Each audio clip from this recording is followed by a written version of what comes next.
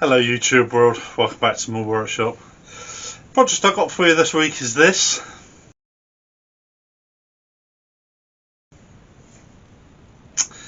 I've had this lovely piece of sport beech for quite some time, and I turned a platter a few months ago with it, and I had another piece and I was trying to make my mind up what to do with it, so I thought I'd come up with this. I hope you like it. So the very first thing I'm going to do is turn the base, and to do that I've got this piece of sycamore. Hope you enjoy this. Well, I did at the beginning of the video talk about turning a cake stand with a piece of sported beech. Unfortunately, I turned the sported beech, and when I come to the end of it, it really was a bit too far gone. There was some pieces that were really verging on the point of rotting. And when I sanded it all up, of course, those pieces sanded away straight away and left wood all around it, and it was very uneven to the touch. So unfortunately I couldn't use it, and I ended up getting a piece of ash, nice piece of spotted ash, and I ended up, instead of a cake stand, I ended up making a pedestal bowl. But I think it's still a lovely piece all the same. So here I'm turning the base for it. I'm going for classic sort of bell shape, and then very shortly I'm going to sand 4 sides on it, just to make it something a little bit different. So try and keep that bell shape, but just take it down. Just take the diameter down.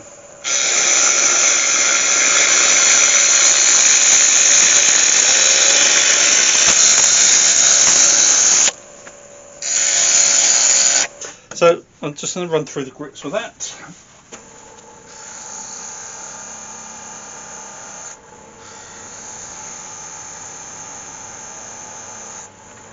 Just apply some Yorkshire grit. I've applied Yorkshire grit. I wouldn't normally apply Yorkshire grit on this. I would go straight for sand and sealer and wax, but it does make it the Yorkshire grit does make the wood a lot darker, and I'm hoping that will bring out the grain of the sycamore a lot more. The eagle-eyed amongst you may notice I've got a glove on. It's because I've got a bandage on that figure. I had a slight altercation with the bandsaw. First time I've ever done that. I felt so stupid. Resulted in having 3 stitches in the back of my middle finger and a 4-hour trip to A&E.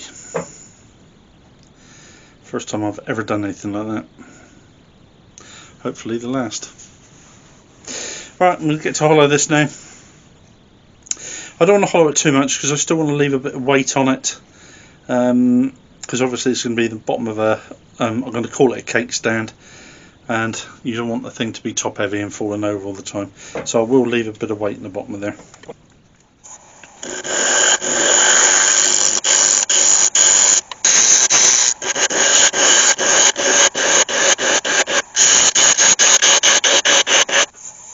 I quite like hollowing bowls like this because what I do is I get the tip of the tool into the wood, I anchor that hand, and then all I do is use my other hand to move backwards and forwards. So just go like that, push it away from me, push it away, push it away.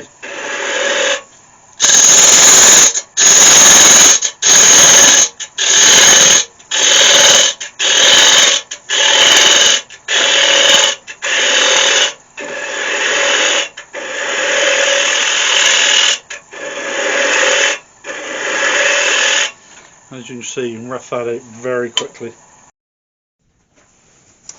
So it's great for roughing out, but not for giving you any sort of finish.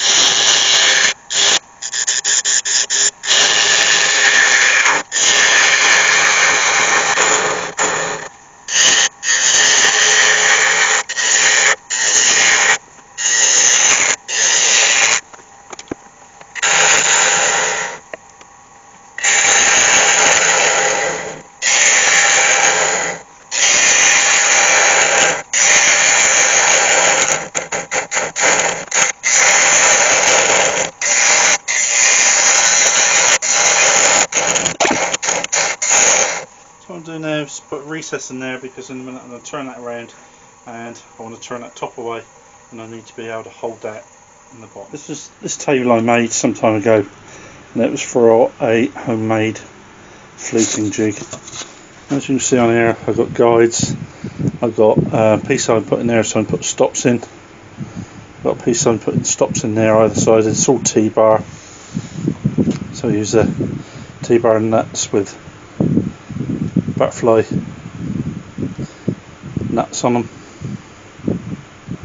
So it's fully adjustable. What I'm going to do, I've made a carrier for a sander, which I'm going to put up in a minute, and I'm just going to sand away 4 sides of this, which will give me 4 separate feet, and you'll see how I do it in just a second.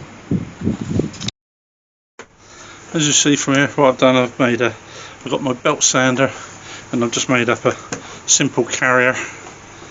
I've turned 2 dowels to go through there. One goes through the head of the sander, one goes through the handle of the sander, and that holds it in there nice and securely.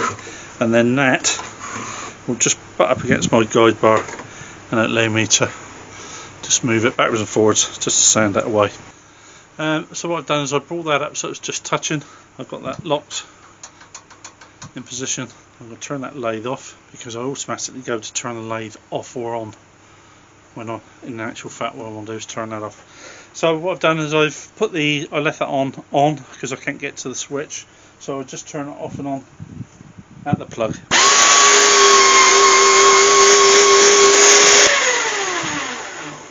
That's taking just a tiny little bit away from there, so I need to move this forward slightly. Just move that guide bar forward.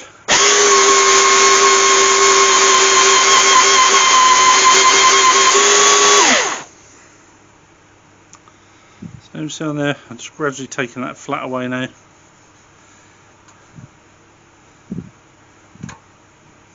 And I'll just keep working away at that. This is from a slightly different angle.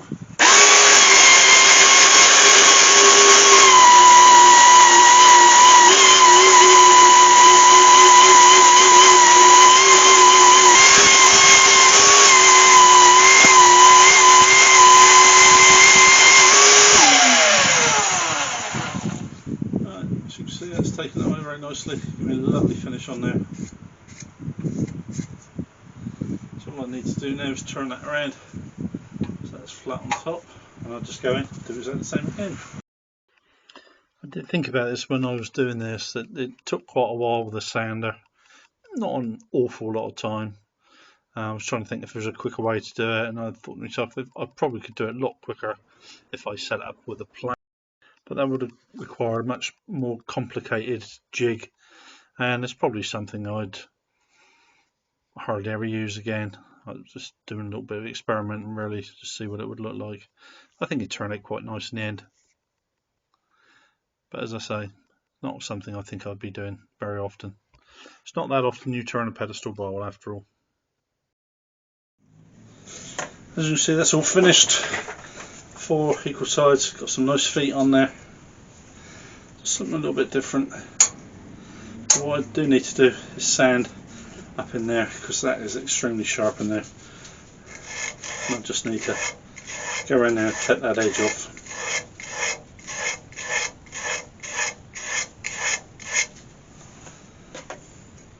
As you see, that's the base all nicely finished. So what I need to do now, I've got my pinjals in the chuck. I'm going to just put them inside of there to hold that, turn that around, turn that top off, and just turn a small hole in there, ready to accept a spindle. So now I'm going to turn the spindle. So the first thing I want to do is just knock the corners off.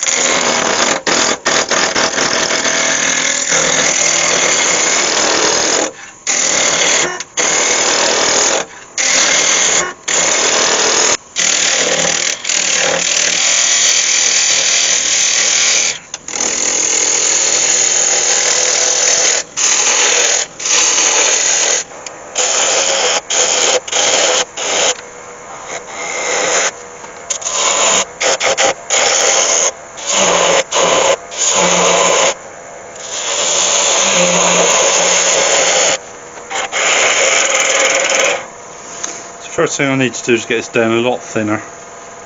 There's way too much wood on there.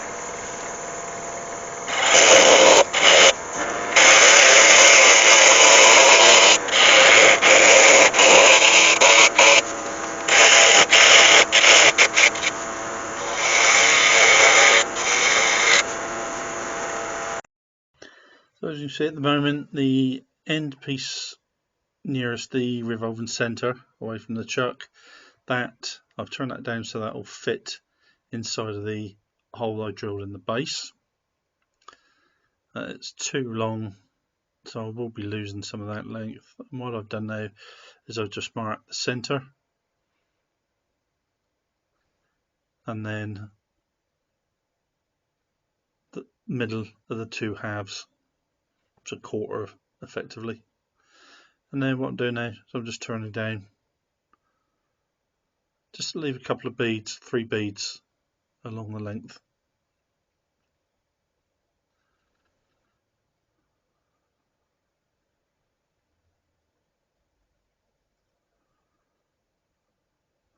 This does look quite nice to watch. I quite enjoy watching it. It's very nice to do as well.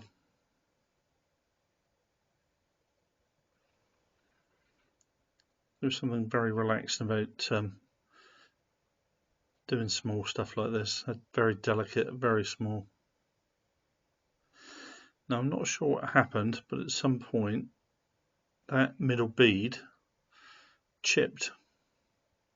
When I come to sand it very shortly, I didn't notice it until then. And so I actually ended up turning that middle bead away. But I think it did make it look quite nice. I think it would have been a little bit too busy, a little bit too crowded. So at the minute I'm just making a few final adjustments. Just applying the sand and sealer.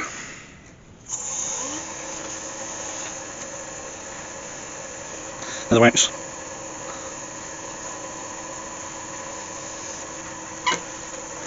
I just need to go in and part that off.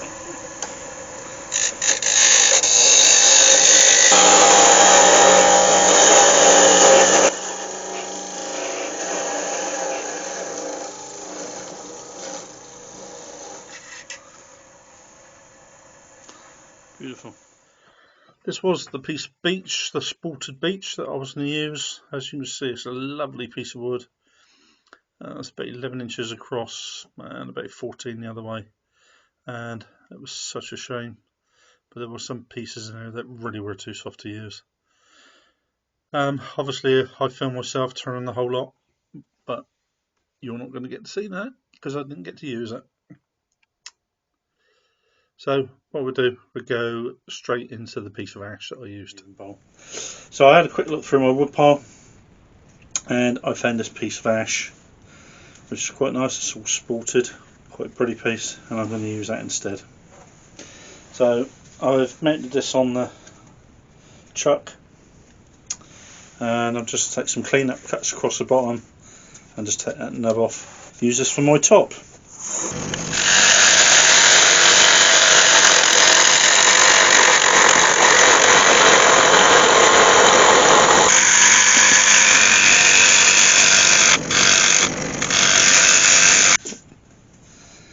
Right, let's just get to sand that. I'll get back to you.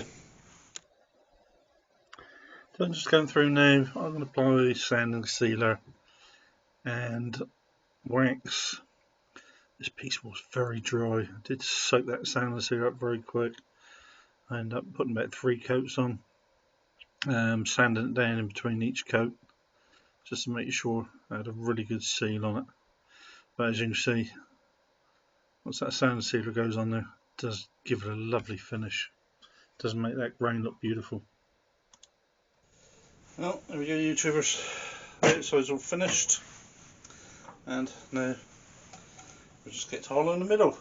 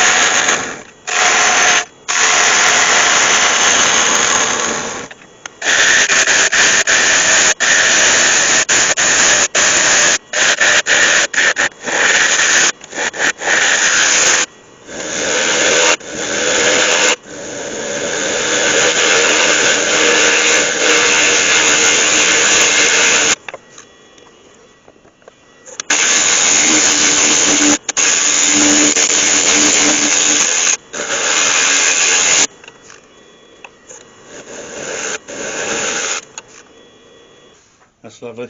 Nice thin walls, nice bottom. You can hear how thin that is. Right, I'll just get and sand that up and I'll get back to you.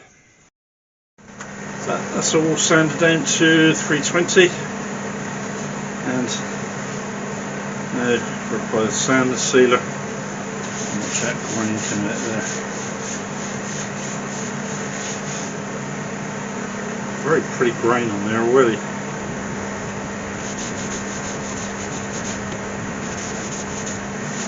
Ash is beautiful with to work with, some lovely grain pattern in there. Nice contrasting colours.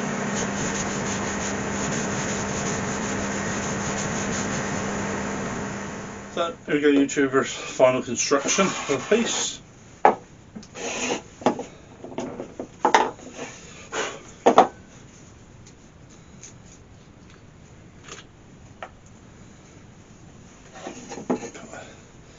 Bit of super glue in there.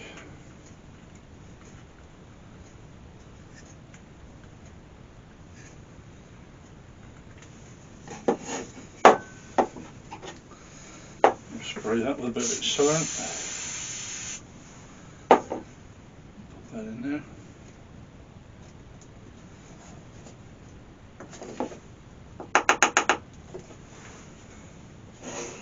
Beautiful. And I'll do that one up that way. So I'm applying super glue to the edge of there.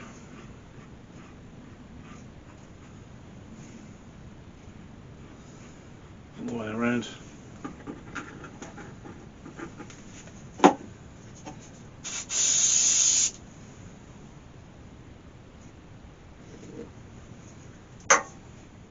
And there we have the final piece.